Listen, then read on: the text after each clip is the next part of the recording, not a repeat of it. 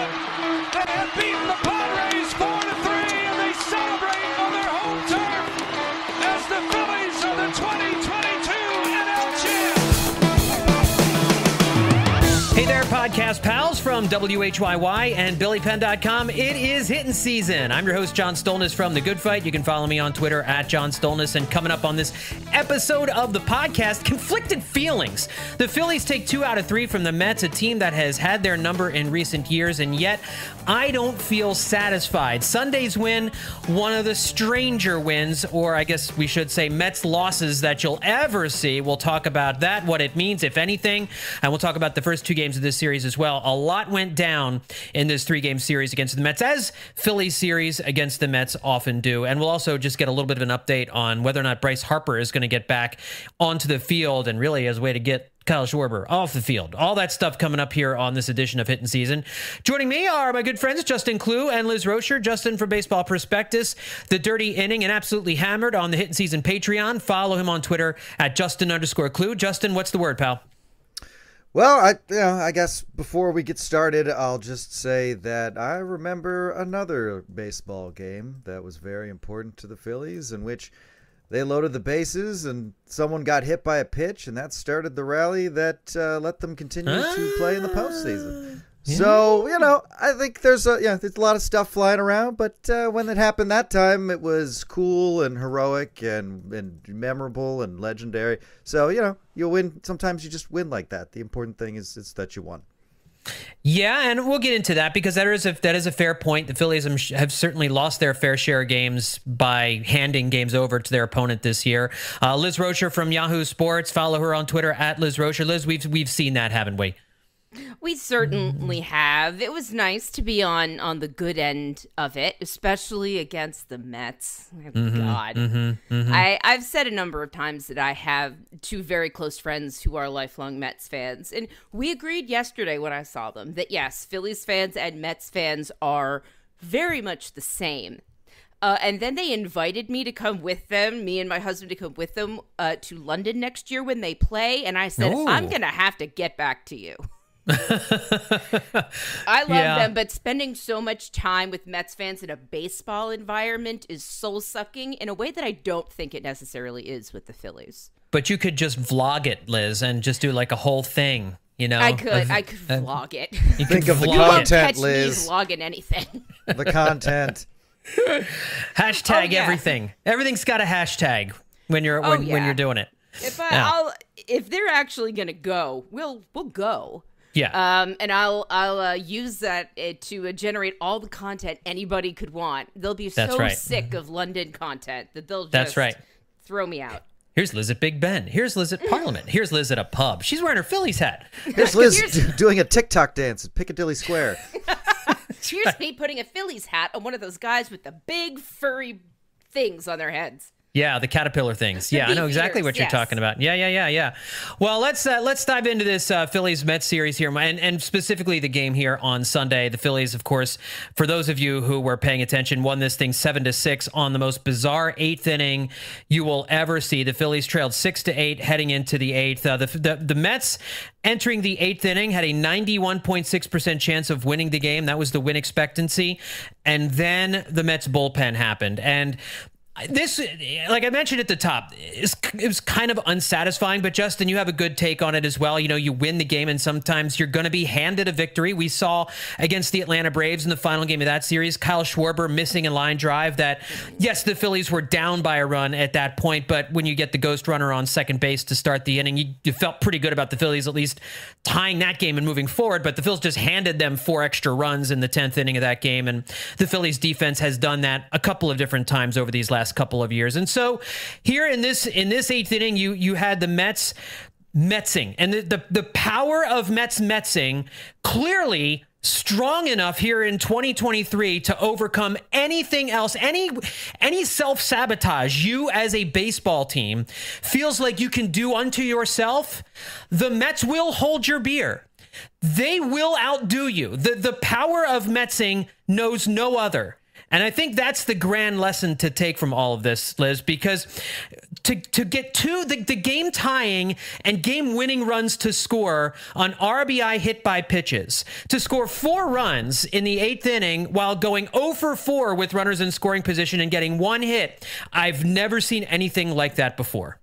Yeah, that was bizarre. I mean, as Phillies fans, as baseball fans, I feel like we're always ready for anything to happen. That's kind of the great thing about baseball, is that like a bad throw can set off a chain of events that you don't know where it will lead. And this was one of those days where I felt like it would be good to be ready, but I was not. I was not ready for that to happen, because every time I'm like, this is not happening. Hit 2 people with a pitch. 3? No, this is not happening. It was fun to watch, but also frustrating. It was frustrating. It was good. Listen, I don't want to get down on the Phillies because they did win the game, but they also did it. They scored, 4 runs on 1 hit? Yeah. And while that's cool, it's also just 1 hit. Yeah, they scored on a fielder's... Yeah, the Mets just sort of gave them everything else they needed. Yeah, they scored on a fielder's choice, an Alec Boehm ground ball to third base that should have been a double play with the bases loaded and nobody out. And instead, a wild throw to second base, everybody's safe. So the bases stay loaded with nobody out. They walk in a run after that. You had Kyle Schwarber. It was Kyle Schwarber who walked in that situation, right? And then you had 2 hit by pitches. Kyle Schwarber got hit. It was Marsh. That's right. Marsh got the walk. That's right. Thank you. Marsh got the walk. Kyle Schwarber gets hit by a pitch, and then Trey Turner gets hit by a pitch with the bases loaded. I mean, I felt like, Justin, this was an uninspiring win because the Phillies really didn't do anything. It didn't feel like to earn this win. They hit into a double play. They struck out every other opportunity where they weren't getting hit by pitches with runners in scoring position. That really should have been an inning where they scored 6 or 7, and thankfully they managed to hold on to that 1-run lead. But the nightmare in me I was envisioning it, and especially when Craig Kimbrell hit Pete Alonso to lead off at the bottom of the 9th inning, you could feel the loss coming, and amazingly it didn't. Yeah, look, I'm not gonna sit here and act like that was a win that's gonna make it into the annual highlight reel. Like that was obviously a challenge. They'll squeeze it in there. They'll find a way. That was more of a quirky. Yeah, the Phillies just found a way, even when the offense wasn't there. Like it's gonna be. Look, we all saw the same game. I'm perfectly aware of the lack of awe-inspiring just wonder that this win gave off, and certainly it didn't do a whole lot for people's confidence in the team moving forward in games they haven't played yet. And I think everybody's a little poisoned after losing both those games to the Braves. But, I mean, I'll just say, just because they're being handed a game does not historically mean the Phillies will take it. So there is something you have to do skillfully as a team when a team like the Mets is leaning into you and being like, oh my God, just take this game away from us, just please take it. And Buck's in the dugout like, come on, I'm trying to get fired. And like Brandon Nimmo's like, whoops, my first error in like 3 years or whatever. You know, when they're really willing to give it away, it does, you do have to accept it. And the Phillies don't always do that. Sometimes they're like, well, no, we also don't really, we didn't bring our A game today either. I got to give Brandon Marsh some credit in that rally. He worked a walk. He did. That was a good walk. That's not nothing. That's especially him. He's certainly had his struggles at the plate lately. So that's not nothing. And if they're going to throw at you with the bases loaded, I mean, just stand. I mean, Trey Turner used his cat-like skills to get out of the way of one pitch. So, sometimes standing there and just taking a hit by pitch can put a sting in you. So, I'll say it was not the prettiest rally I've ever seen for the Phillies. But if a team wants to lose a game, especially the Mets, especially a division rival, especially a team that probably should have swept the Phillies this weekend. If they want to hand you 2 games, you got to take them. And frankly, the way this team has won games this season, just in clusters, winning 4 or 5 at a time and then kind of losing the same amount, they finally got some momentum. And I'll just say, if we entered, with those 2 losses to the Braves, one of these little gaps between winning streaks, then there are worse things to happen than being handed a win that should have been a loss, especially when, they shut out the Braves for 9 innings in a game they should have won earlier too. So sometimes you just get the breaks and you got to be good enough to take them. Yeah, and that was kind of what it felt like in the Braves series, was that I really thought the Phillies and Braves played a very even series. They did. You watch those two teams play, it was hard to see for most of those games which team was the better team. Both teams were pitching outstanding. Neither team was able to get any offense going, but the Braves found a way every single time the Phillies open the door just a crack to kick the door through. And in this case, the Mets, I don't know that they opened the door a crack as much as they flung it open wide so that the snow could come rushing into the room, and everybody say, close the door. And they just refused to close the door. But nevertheless, they won 2 out of 3. And it doesn't feel like it, given how much the offense has struggled over the last week or so, but they've won 15 out of their last 20. And maybe it doesn't feel that way because even though they've won 15 out of their last 20, they're still losing ground in the wild card race, which is just crazy. So yeah, ultimately, I would say that's one of the main things taking away the success of winning a series here. You just take a gander at the wild card standings and like, oh, still 3.5 games out. That's right. I forgot we weren't just like sitting there. So yeah, that is still an issue for this team. But, as far as, like you said, as far as how they've been managing to win games, they've been able to rely on their starting pitching a lot more. And entering this series with the Mets, their starting pitchers since June 3rd had a 1.78 ERA. And after, Chris Sanchez and Zach Wheeler gave up a collective 8 runs in just over 10 innings, that number is now up to 209, which is still pretty good over 116 in a third inning. So their starting pitching has really been a strength.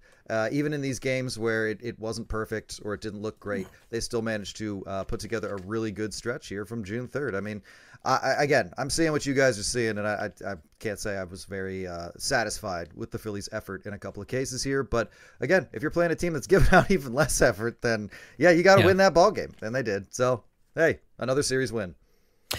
Liz, this was the second time in Mets history in which their pitchers issued consecutive bases-loaded hit-by pitches. The other time it happened was the first game of the final weekend series against the Marlins in 2007. Oliver Perez hit Cody Ross and Mike Jacobs. Oliver Simon Perez, who I think might still be in organized baseball somewhere. Probably. And look at this. It opened the door to a story about Cody Ross feeling physical pain for a little bit. How is this not a win-win? That's okay. Yeah. And one of the Mets reporters, Anthony DiComo, noted on Twitter that, first of all, let me back up a second. Even the Mets broadcast team was ripping Buck Showalter for his bullpen usage in this one because he had some lack of usage. This lack of usage, because he had some interesting human beings throwing pitches here at the end of this game. He had this guy in his second Major League Baseball game ever. Let's put him in here. This kid Walker they brought in did not record a single out, although, like I said, he probably should have gotten a double play ball, so not all his fault. But, I mean, the kid you feel bad for is Brigham here, who just clearly didn't have it, had no control, couldn't put the ball over the plate, couldn't stop hitting guys left and right, and then he wouldn't take him out. No, like after he's got to face... He didn't have anyone up in the bullpen. No. I'm like screaming at the screen for some reason, like, how is no one up and ready? Forgetting that that's not my team, and I'm actually happy about it.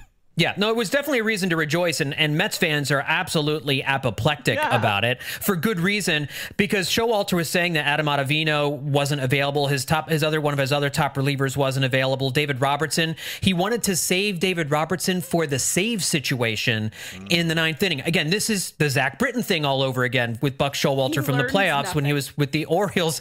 And this is a guy who everybody remember all the articles last year. What a genius Buck Showalter is. There's not a detail that he doesn't have under his control. Under his thumb. He knows every aspect of this team in this game 10 ways from Sunday. And yet Adam Ottavino apparently told Buck Showalter that he was available in this game, but Showalter didn't use him. And David Robertson had that one inning to give them because he's pitched twice in the last week, apparently. And Showalter said he wanted to save him for a save situation that never materialized. Instead, he wanted Brigham to, I don't know, hit half the team before they pulled him out of the game, Liz. It's mind-blowing. And the only explanation, I think you mentioned it, is Buck Showalter wants to get fired? I guess. I mean, what other reason? Because, I've been relieved. I think Rob Thompson has been using his bullpen arms a lot more effectively, and their failures aren't necessarily connected to him putting them in bad positions. I know when the game is on the line, he's going to send the best guy out there. And there isn't just one guy. It could be one or two different dudes. I don't know what Buck Showalter was doing. It really is like he's learned nothing. As if getting raked over the coals and being run out of baseball on a rail for like 5 years wasn't enough. Now he's with the Mets and he's doing it again. And he also had like an offensively arrogant morning news conference today where he was like slapping dudes around with his words. Like, why do you want to know who's starting on Tuesday? Do you want to know when you're going to die? Like, that's actually like approximately something he said. Like he's either trying to get fired or he's, I don't know, taking a new management class. He said after the game, according to Mets writer Tim Healy, that he wouldn't have done anything differently in the eighth. Come on, man. He said, "What else can you do? That's where we were." No, there's a lot you can do, bro. That ought to calm the Mets fans down. Let's just lull them to sleep with a nice, condescending, I'm sure Steve Cohen loved that. I'm sure Billy Epler loved that. Dude, Billy Epler, who's going to get fired because Buck Showalter can't do his job. Right. Buck Showalter's the guy throwing at other hitters on the other team, and Billy Epler's the guy coming up next in the on the other half of the inning. Like, he's up at his office taking a bite out of his desk watching that go down. Have you ever managed a team? Yes, it's a lot of those kinds of vibes. And so, one other thing before we leave this game, because there is a lot to talk about. Zach Wheeler did not have his best stuff in this game, and that happens from time to time, but you're hoping for a little bit better from Zach Wheeler. He did give up a couple of very soft hits that ended up plating some runs early in the game, and then it just kind of got away from him a little bit. Trea Turner had a great day. This is the kind of game that you are hoping to see more of from Trea Turner this year. He homered in the first inning, drove in the Phillies' second run with a single. You had Turner after an Edmundo Sosa triple, but there was also an inning where they really had an opportunity to pile on some runs, bases loaded and one out, I think, and didn't get any more than just the one run in. But he also had an at bat later in the game where he walked, stole second, stole third, and then scored on a catcher's error when he threw the ball into left field. And so and then he had the game winning hit by pitch at the end of the game. So he did all of the different kinds of things that we were hoping to see from Trea Turner. He did have a play in the field where mishandled a double play ball, which was not awesome. But all in all, this is the kind of game that you're hoping to see from Trea Turner, Justin, is that he can be a catalyst at the top of the lineup. And now all we got to do is get all the other guys in the lineup to hit with runners in scoring position. Hey, at least when the team is slumping, it seems like it's not like that they're just not hitting. It's just that they're not hitting when they need to. And it's, that doesn't do a whole lot for you when you're losing games, but it does make it feel like the offense isn't as far away when it goes away. So Trea Turner being an engine for the offense that's exactly what he's supposed to be here. It would be great if him and Bryce Harper were playing at the levels we know they both can play at, but this is to quote Buck Showalter, this is where we were. And Trea Turner, but watching Trea Turner, you get a special kind of thrill watching a guy get himself on base, get himself into scoring position, get himself to third base, and then get himself home. That run doesn't exist without Trea Turner on the team. And that's I think you're exactly right. That's the kind of moment that you're like, this is why Trea Turner is here, because he can give you that run all by himself if he really wants to. And the Mets were willing to let him have it. So that took a lot of skill. And his game today is at least a nice counter argument to the idea that the Phillies didn't do anything and just let this win happen. Early on, he was having one of probably his best game as a Philly at the plate, and he was a big reason why they weren't totally out of it when they went down 6-3. So that's a huge boon for this team, and you just got to hope when other guys are able to play as effectively or attempt to play as effectively as Trea Turner at least has. This is why they got hot before, because they were a lot more guys than just Turner were able to get the bat on the ball. So, I think they got some more work to do and they got some more adjustments to make. But for now, it's really thrilling to see Trea Turner play like Trea Turner. Yeah, and I think the issues that he was having early in the season have largely gone away. I mean, he's still not scalding the ball, but since June 1st, he's hitting .265. He's scored 15 runs, which is second most on the team behind Kyle Schwarber.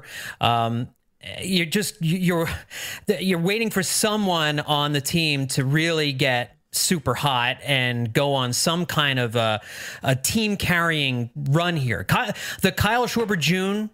Liz, that we have seen in years past, we haven't gotten that this time around, which I was kind of trying to caution folks, expecting, another 15 home run month from Kyle Schwarber every June. I don't think it's something you can necessarily set your watch to. No, it doesn't. Everybody work like seemed that. to think that it would be, but yes, it's not been like that. And the offense continues a frustrating string of play, especially with runners in scoring position. In the 3-game series, they were 6 for 26. It's a .230 batting average with runners in scoring position. In the last 2 games of the series, the loss on Saturday and then the win on Sunday, they were 2 for 17 for a .117 batting average with runners in scoring position. And everybody keeps saying, it's going to turn around. It's going to happen. It's going to turn around. I'm starting to wonder... Well, if not now, when, right? I mean, because we have seen teams, and the Mets are a great example of this, who do, for whatever reason, they'll go a whole season and it'll be a freak season. But a slump like this, a team-wide slump, can happen for a whole season.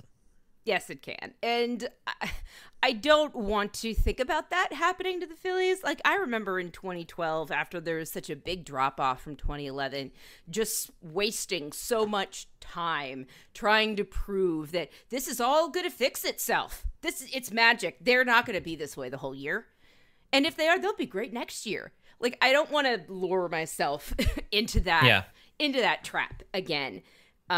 We just have to take the Phillies as they are, and I guess start doing some kind of like ceremony or ritual anytime someone gets on base and someone else comes up to bat, because I don't know how to fix their issues with runners in scoring position. I remember them having some issues with it last year and actually throughout the Phillies' existence, I'm going to guess. But this like that 2 for 17, like this feels very drastic, but also like, I guess I don't know if I've ever really heard much about like how different is it hitting with runners in scoring position. What are the things you do?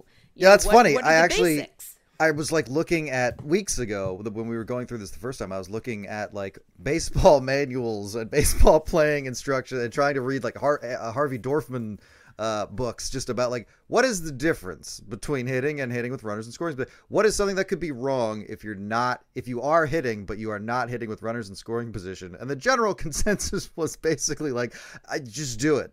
Like just get mentally prepared to do it and then just do it. And it's one of those, it feels like it's one of those things that, it's deeply experiential for the players. You don't know what's going through their heads when they step in the box with runners in scoring position, but it's just one of those things that's niche enough that, I don't know, somebody might have a big feature article out there about the mental approach of trying to be a more clutch hitter. But I didn't find it. And in general, the idea was just, get in there and do what you got to do. Because, maybe put pressure on the pitcher instead of having him put pressure on you. Like, try to play those kind of mental games. But whatever it is, you're out. The Phillies just, they don't have it for stretches of time. Exactly. Like, I was thinking about that. Like, maybe there's something, somehow they're all not doing or all doing, and then I realized that is really unlikely.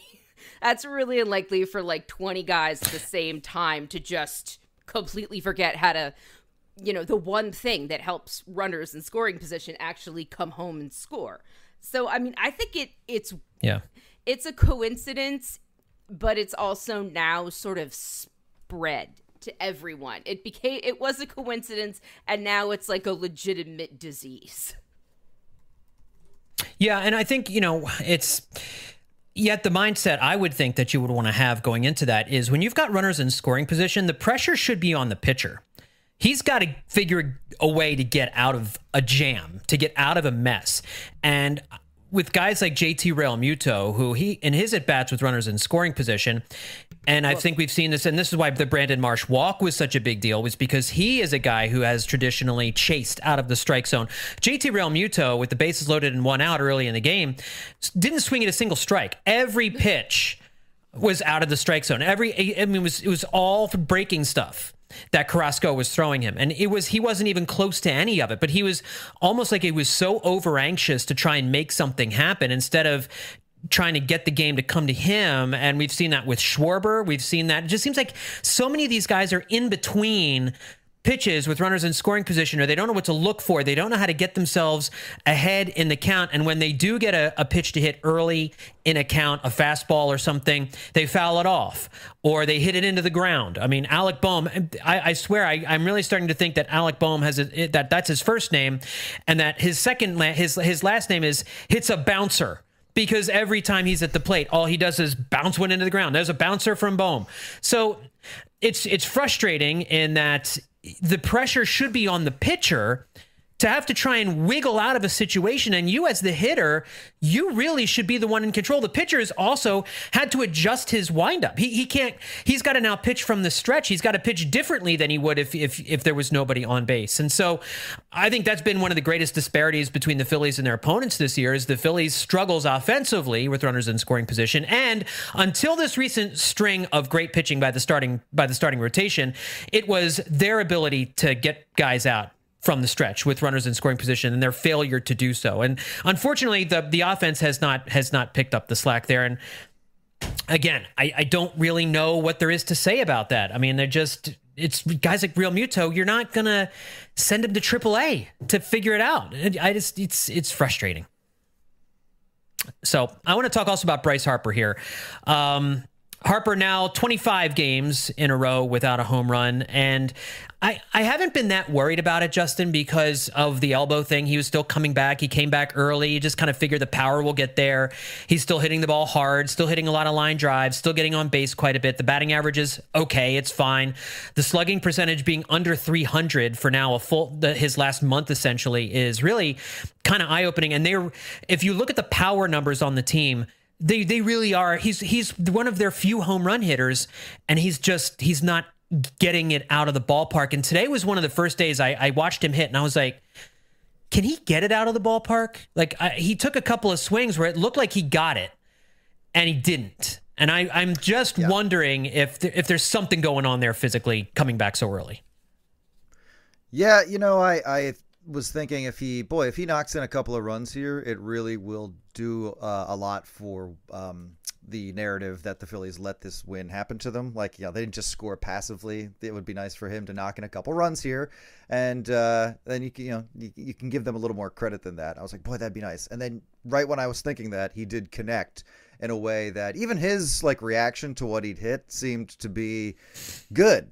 And then they cut to the ball sinking, in shallow center field. It was not hard for it to be an out. And it was. I think we started thinking that before this series began, and now that we're seeing him making seemingly hard contact and the ball not going where it used to go, I think you might have to start thinking of him as a little less of a power threat than he has been, and that is really bad news for the Phillies moving forward because they really.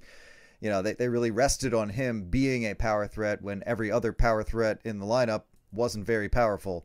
And they've been able to do that in the past. And that's why it's awesome to be able to lean on Trey Turner. But the point was to have twice that amount of consistency instead of just another guy there replacing him. So, I think that I wouldn't be surprised if that winds up being related to the elbow issue and just his inability to muscle it out of the park like he used to be able to. I don't think those days are necessarily over, but it could be a product of coming back early.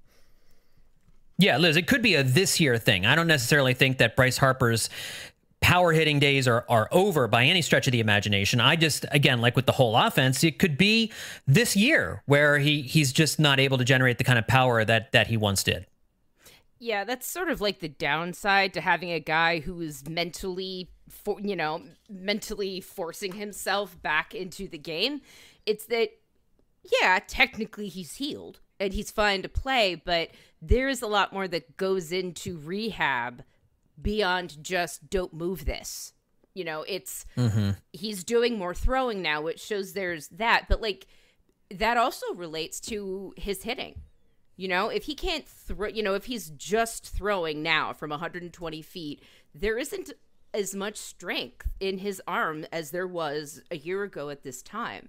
So I'm definitely not willing to say that it's gone forever because that seems so premature because he came back from Tommy John surgery 2 months ago. even less than that, less than 2 months ago. So I think we just sort of have to look at this as Harper really, really, really, really wanted to come back. And the ramifications of that maybe weren't thought of as much as they could have been. Now, I'll say that I would rather this Bryce Harper than no Bryce Harper. But I don't know if everybody would say that. I'll be honest. I think some people will be like, if he can't hit homers, what use is he? Which is incorrect. He has a lot of good use, especially since he will hopefully be playing first base soon. Yeah, like and that would for power. What use is he? And that does I do kind of see that argument, but he's also been able to just contribute in other ways, like you're saying. But I mean, that does put a big hole in his overall production if he's not able to hit home runs. I mean, the middle of the order has just been sagging a bit for this team, and some days Bryce Harper was the entire middle of the order. So. But he still has since June 30 has the second most walks, other than Kyle Schwarber, who only has one more than him. So he still finds ways to get on base, and I think in a lot of capacities, even though these struggles have been noted across the league, I think pitchers are still not interested in pitching to him with runners. Yeah, they're not giving him fastballs to hit. He's seeing way fewer fastballs this year than he ever has. His reputation precedes him, which is kind of like a bonus. If he's not going to have power, at least pitchers are still afraid that he could hit a home run at any time, which I honestly believe he could if someone would give him the right pitch. Yeah, and maybe this is just a weird blip. Maybe the power's there. Maybe he's just funky right now, and he'll figure it out. But in the meantime, the Phillies have got to try and find a way to get some power. And to get some power when there's guys on base, they hit some solo home runs. Nick Castellanos hit one in the second game of the series. Trey Turner hit a solo home run in this final game of the series. And should note that the Phillies still have just 4 home runs with multiple runners on base this year.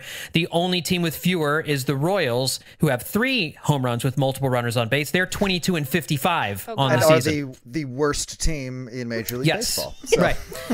So last year, the Phillies had 32 home runs with multiple runners on base, which was tied for 4th most in Major League Baseball. So they're missing Rhys Hoskins for sure, and they're missing the power of Bryce Harper.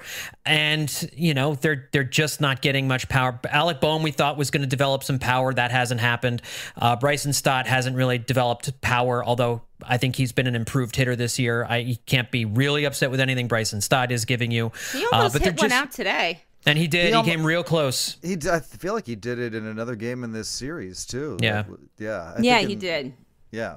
Is it time to bring Derek Hall up and say goodbye to Cody Clemens, at least as far as the left-handed first base platoon? Yep. I think as soon as Derek Hall's ready, I think it's time to 308.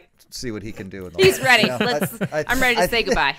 I think we can at least experiment with the guy who came up in the clutch last year when the Phillies needed a power surge. Again, he's not Bryce Harper, but the idea being that you can drop him in there and he's going to be a power threat too. And if you have enough of them in there, then the absence of a couple of them, might not be as bad. One of my little hobbies right now on Twitter is to tweet something out every time Mickey Moniak hits a home run for the Angels, because it makes people really, really, really crazy. What are you doing, man? This is what social media is for, working people into a frenzy so that they are always a little bit upset. When they see you in public, they boo you loudly in front of your family. Yeah, it's happened. But see, he's... I don't say it, and I don't point this out to say like, oh, we should have kept Mickey Moniak, but no. Mickey Moniak hit his 7th home run of the season for the Angels on Saturday night, and Destiny Legardo of Phillies Nation noted that he would be tied for 4th on the Phillies in home runs currently, and everybody was like, well, he's had 5 at-bats against left-handed pitching this year. Well, Brandon Marsh isn't hitting against lefties anymore either. So if we're going to make the, he's just a platoon guy argument, maybe not right now. Okay. So I'm fine with the way things worked out. Moniak in California, Brandon Marsh here. He's a good player. I'm intrigued by Christian Pache from the right side. This is not to say they should have kept Mickey Moniak. I think it's more to say where the power has left from the Phillies. The fact that they've gone from a team that hit a ton of home runs last year to a team that can't buy home runs this season. And it's kind of crazy. I did hear something else on the radio today too. They were talking about when Zach Wheeler was in trouble and he needed to get a double play. And I think it was Larry Anderson or Scott Fransky who said something like the Phillies have turned 33 double plays this year, which is dead last in baseball. The next closest team has 50 double plays turned. I mean, with Trey Turner and Bryson Stott in the middle of the diamond, you would have thought that this team would be able to turn some more double plays than they have. But they are one of the worst. They are the worst team in baseball in turning double plays. What's going on? This is a power heavy team that isn't hitting for power and that can't turn double plays, that seems able to rely on its starting pitching, is starting to not be able to rely as much on its bullpen. It's down to its fourth string first baseman. I'm just trying to work this out here. What does this team do well? We're not very fast. Turner is fast. Stott is fast. Pache is fast. But for the most part, these aren't a ton of base stealers so what is this? What's happening? Why are we comparing numbers to the worst teams in baseball, but also 3.5 games out of the wild card spot and technically surging, winners of their 15 of their last 20? What is this team doing right enough to be in the spot they're in, given these statistics you're citing? I think they're supposed to hit for more power. I genuinely thought we were just ending the episode there. Yeah, no, that's it. Yeah. Good night, everybody. To say. I have no idea. I'm trying to think of what they do well, and they do things not badly, but they're not the best at anything. I don't know if they're close to the best overall on the season in anything. And that is a huge problem because at least the 2022 Phillies had a number of things you could depend on them to do well. And this team does not have that. And the good teams, that's why it's so confusing, because the way it feels, we think that they should have a much worse record, or they should have been playing worse. But it's like they're playing better without having actually gotten better. I don't understand. I'm confused, just like you. I mean, they won the series against the Dodgers, who are really good. They won 3 out of 4 against the Diamondbacks, who are really good. It's not like they're just out there eating up what's left behind, taking the scraps. They're out here beating real teams. I guess they're just getting good enough starting pitching performances and then scoring just enough on those nights to win those games. I mean, they're not really blowing people out a whole lot. They're just doing what they have to do to win. And then we look at these statistics and you're just like, wow, who is driving this? What is behind this? I don't even know. Would you call? You have to call it success. You have to call winning 15 of 20 success. But what is going on, I guess?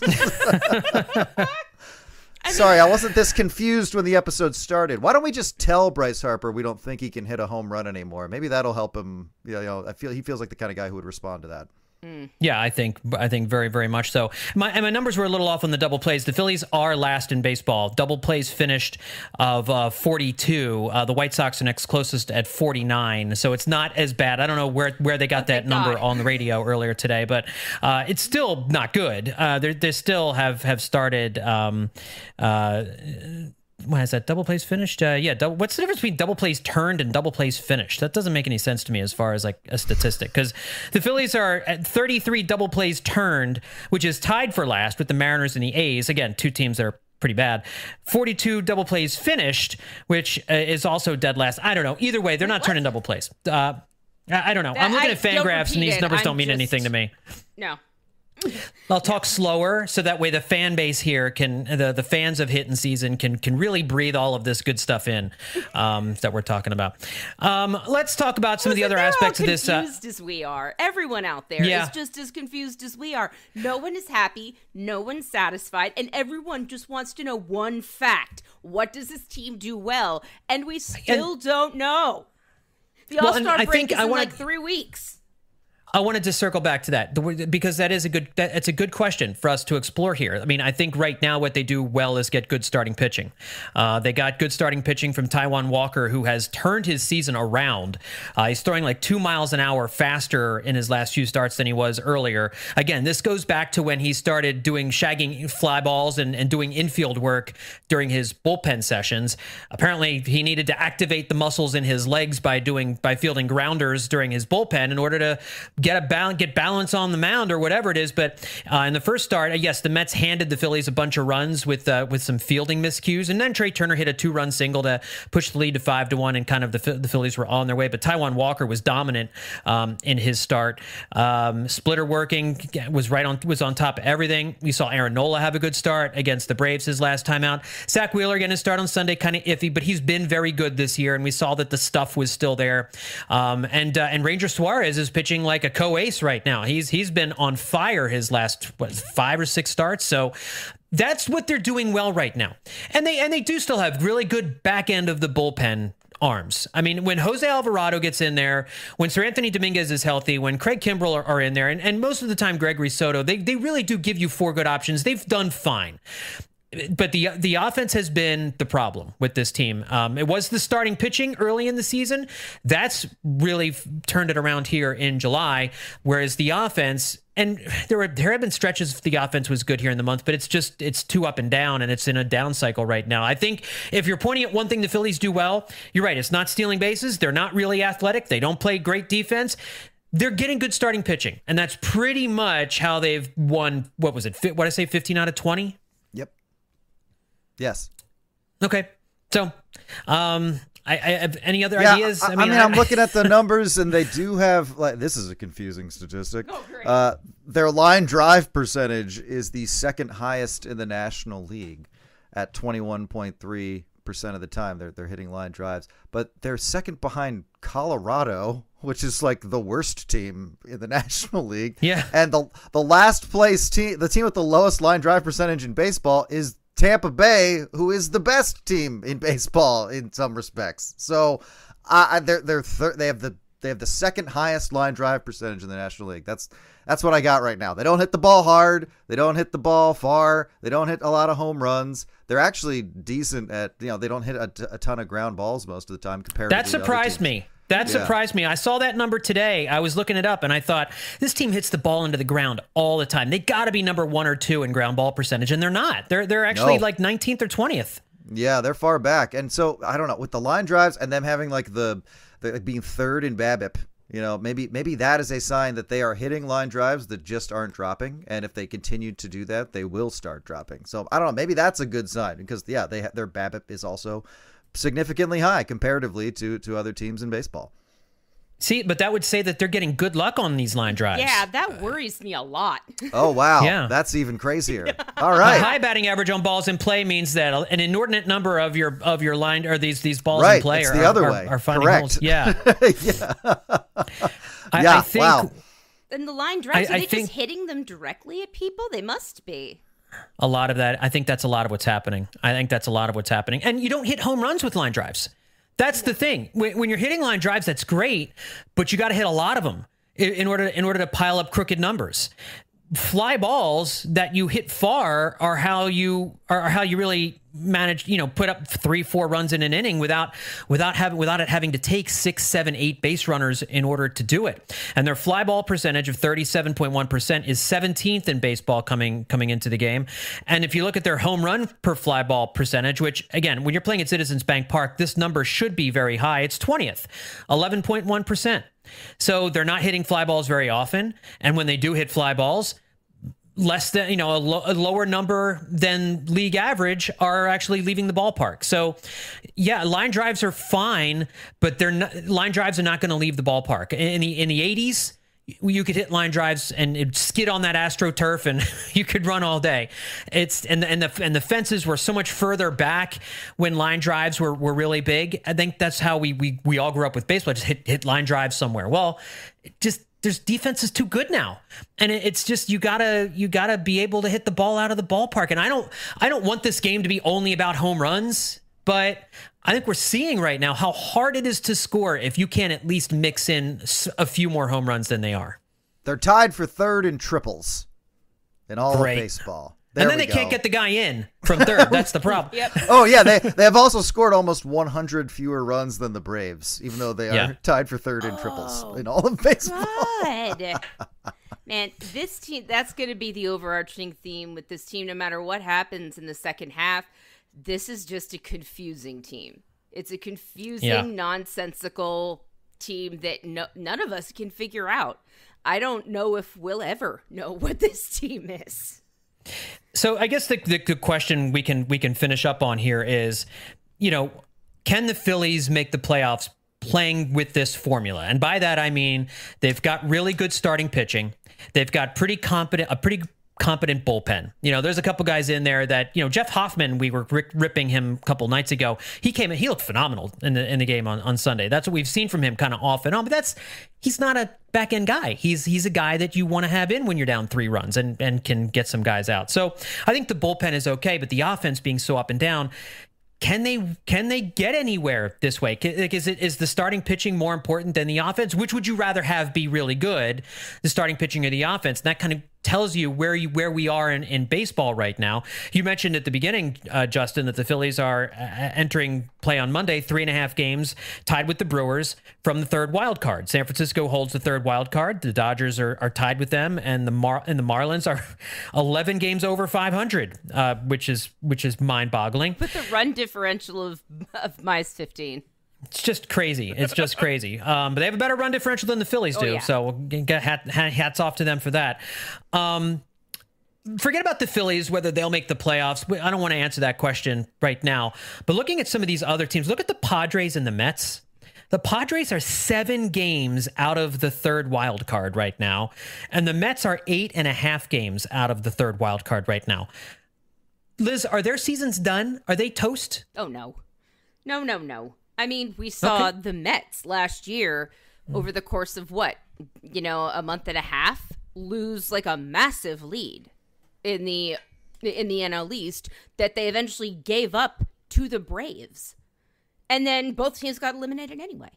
I think it doesn't, until every game counts, I know that, but it's hard to really make any proclamations about teams like the Mets and the Padres. I'm going to ignore the Cubs and the Brewers until we get closer to the wire, because really anything can happen. I don't think, especially the Mets season is not over.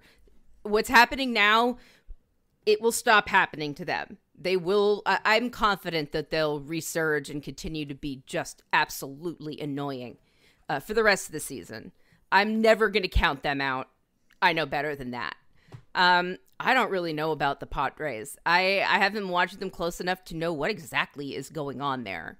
Though I do know that Arizona is like at the top of the West Division, because both the Dodgers and the Giants are in wild card spots right now. Yep. Like that's what the NL East was last year, where it was just NL East taking over the wild card and like one other team. I'm not ready to say any team. Even the Pirates. The Pirates have the same record as the Mets right now. I mean, I'm willing to say the Cardinals are out of it. I like that. That makes me feel good. But I'm not willing to say the Mets and the Padres are out of it yet. They have too much talent, and there's too many games left to play. Justin, what do you think? Full disagree. Mets aren't making the playoffs. The Padres aren't making the playoffs. The Pirates aren't making the playoffs. I said it coming into the season. I have my doubts if the Mets are going to make the playoffs. Man, you nailed that call. You nailed that call. Yes, that's now just at the middle of the season when nothing has been decided. He's nailed it. He's nailed it. Because my preseason predictions were pretty much a mess. That might be the only one I got right so far. So I'm going to ride that one to the finish line. I don't think the Mets are going to make the playoffs. I think that situation is way too messy. Where the question is, when are they going to fire their manager? When are they going to fire their GM? If you're going into the All-Star break with that being your narrative, I don't feel like you're a team that's destined to make the playoffs, or a team of destiny that is about to go on a second half run. I think the Padres are more capable of that, but honestly, I'm just disgusted with the Padres at this point. I've given them so many picks and so much love over the years, and I like the way that team's put together, and I like the way they just keep collecting young stars who are awesome, but they keep not doing it. And I'm sitting here looking at a playoff picture with the San Francisco Giants in it, and Padres, what are you doing? What are you doing? The Dodgers are dying right in front of you. They are crumbling into dust. I know that they have another gear they haven't found yet either, and they could very well find it, but what are you doing, Padres? The shifting landscape of the NL West is yours to capitalize on, and you're sitting here with the Mets 7 games out of a wild card spot. I'm done. I'm done with the Padres. They're out. They're not making it, and honestly, if you're down there with the Mets, that's what you deserve. Well, I don't disagree. I think the Padres also have a better chance of making the playoffs, although they do play in a pretty tough division. I don't believe in the Giants. I looked at that roster. It's a typical Giants roster. You know, it's full of like guys in their mid-30s who are having like a renaissance season, but there's just I don't see how they can always happen to them. I don't know, Why? but they have the voodoo magic. But I agree. I think the Mets could sell. I think the Mets could sell some pieces some of these deadweight pieces. No. Can you imagine Steve Cohen doing that? Because that is admitting failure before the season's over. What is he watching? What he's watching is failure. This is a failure. Of course it's a failure, but the point is not to admit that. If you sell midseason, you're admitting that everything you put together is garbage and didn't work and you screwed right up. And I don't believe that multi-billionaire, 16 billionaire net worth Steve Cohen, who has more wealth than a number of MLB owners combined, I don't think he, in the same year that he's running the highest payroll in baseball by a decent amount, is going to sell. He does not have it in. I don't think he has it in him to do it. It would be admitting defeat, and Steve Cohen does not admit defeat.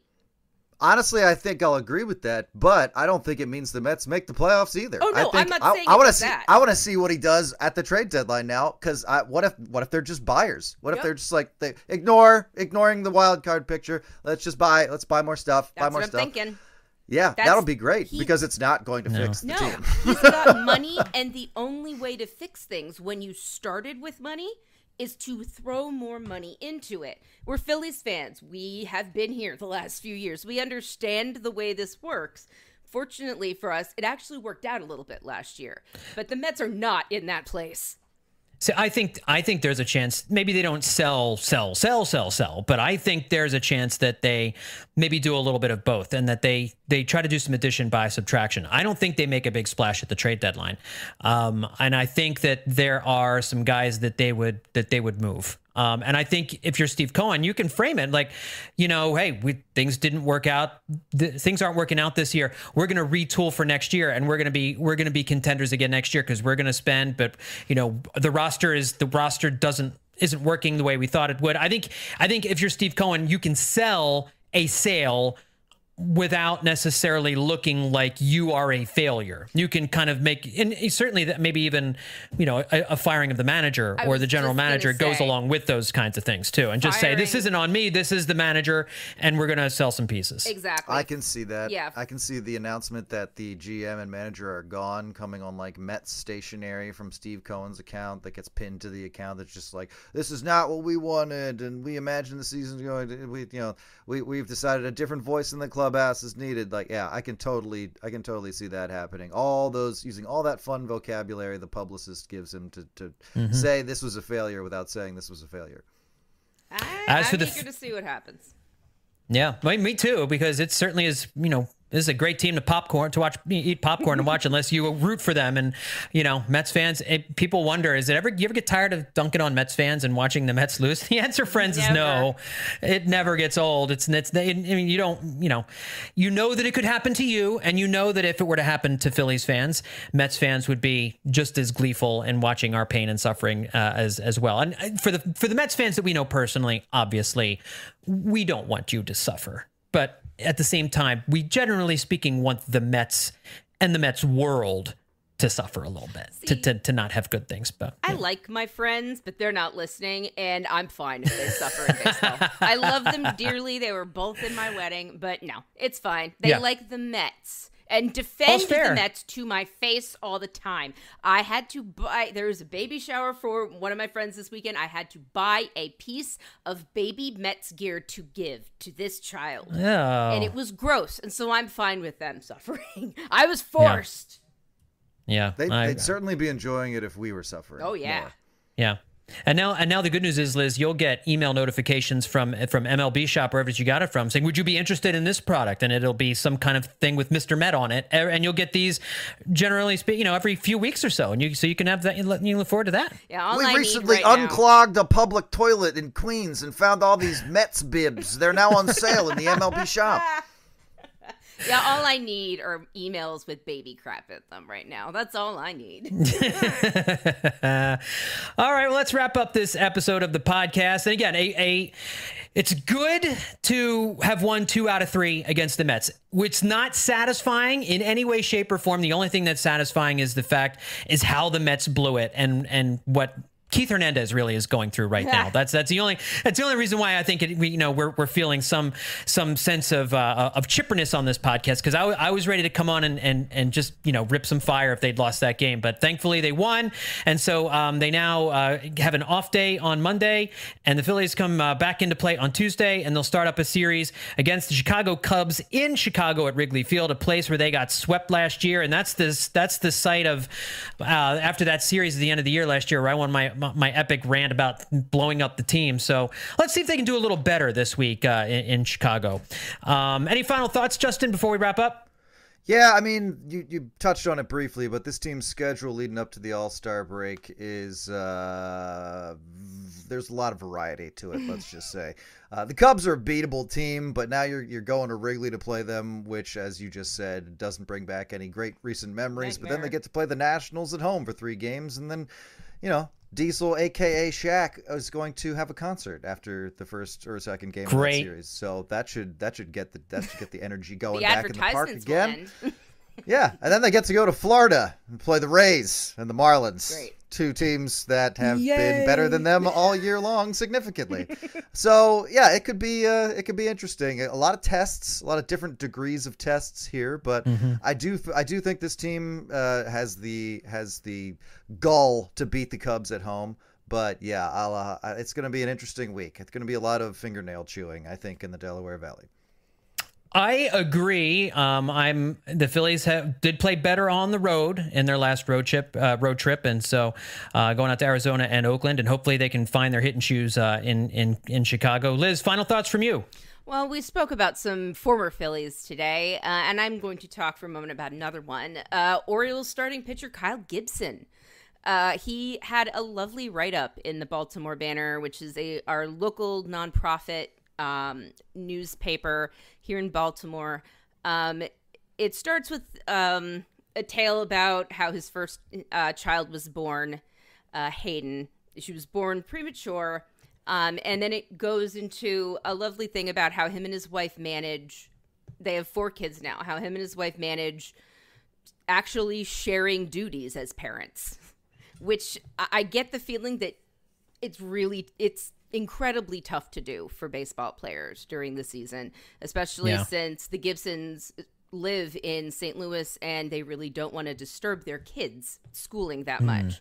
But it's a really lovely piece. It seems like he's found a real home in Baltimore, at least on the team itself. They call him a leader in the clubhouse. I keep forgetting that he's not like 25. And he's been in the majors for almost a decade. So if you have a chance, BaltimoreBanner.com, give it a read. It's really nice.